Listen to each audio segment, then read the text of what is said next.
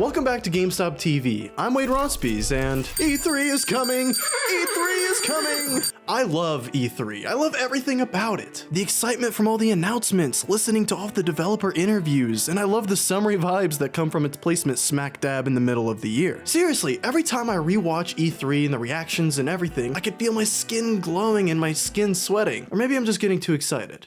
I don't know. There truly isn't a better time to be a fan of video games. It's like Christmas, but if Christmas was in the middle of the summer. And I know E3 is like a month away, but it's coming sooner than you think, so why not get excited now? Even though some publishers like EA and Square Enix won't be having traditional conferences this year, their presence might still be felt in Xbox's show, since PlayStation won't be coming this year. Instead, they'll be focusing on their Nintendo Direct-like State of Play presentations, and they might even have one around E3 time. So the spotlights are all on Xbox, Bethesda, Ubisoft, and Nintendo. Despite the notable absence of PlayStation, this E3 still has the potential to be one for the history books, and here's why. First one on the schedule is Xbox, and like I said earlier, there's some huge potential here. Thanks to PlayStation's focus on their online presentations, third parties like Capcom, Square Enix, EA, Bandai Namco, and who I'm looking out for, CD Projekt Red, could rule the show. Xbox's E3 2018 conference made headlines when CD Projekt Red famously hacked their way into the show with a brand new look at Cyberpunk 2077. CD Projekt Red have already stated that they intend to make a big splash at this year's E3, so we could very well be seeing a new in-depth look at one of the most heavily anticipated games of the generation and a release window, or maybe even a hard date. I'm not holding out for a 2019 release date, but if they plan on going big at this year's E3, that could mean the game could be out within the next 2 years or so. See this?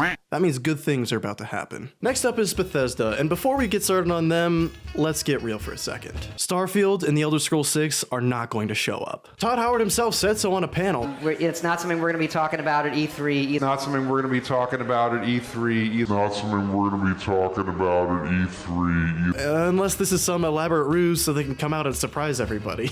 I wouldn't hold my breath for that though. You'd probably suffocate. Well, what can you hold your breath for then? Doom Eternal. This high-intensity FPS skyrocketed to the top of my most anticipated list when it was formally revealed at QuakeCon 2018, with it seemingly retaining what made the last Doom special while adding some new tricks like the shotgun grappling hook, which is like the coolest thing I've ever said. Oh my goodness. We will unquestionably be seeing more of Doom Eternal at E3 2019, alongside its release window. Please, Bethesda, I'm begging you. Ubisoft might be the most ambiguous of the major conferences this year. We don't really know for sure what they'll do. We can only speculate based off of recent rumors and teases. For example, in Watch Dogs 2, there's a nod toward London, hinting that the next game in the series could be England bound. And in Ghost Recon Wildlands, Sam Fisher made a surprise appearance, hopefully teasing at a future Splinter Cell game. However, the hottest take at the moment is in regards to Assassin's Creed after an Easter egg was discovered in The Division 2, strongly hinting at an Assassin's Creed game in Viking-era Scandinavia. These have all yet to be confirmed by Ubisoft, but as they've demonstrated, they're no stranger to teasing future games in already existing games. For example, in Watch Dogs 2, there was a mission that involved the players sneaking into Ubisoft's San Francisco offices to steal a trailer for a real game in development right now. After that, it seems we just can't take things with a grain of salt anymore. Oh, Nintendo, Nintendo, Nintendo. Isn't that just fun to say? Nintendo will probably do what they've been doing for a while now, and that's delivering their news via Nintendo Direct. The inner workings of Nintendo are a bit of an enigma, so it's kind of hard to predict what they'll actually show. Nintendo definitely marches to the beat of their own drum, but that's what makes them fun, isn't it?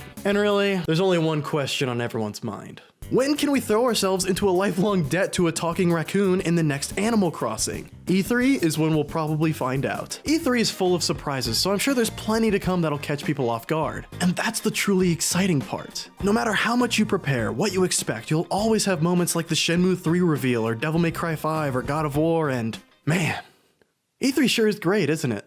I'm Wade Ronspies, and thank you for indulging me in my E3 hype. If you want to stay in touch, subscribe to my YouTube channel at Ronspies, and follow me on Twitter at Wade Ronspies. Stay tuned to GameStop TV. We'll be right back.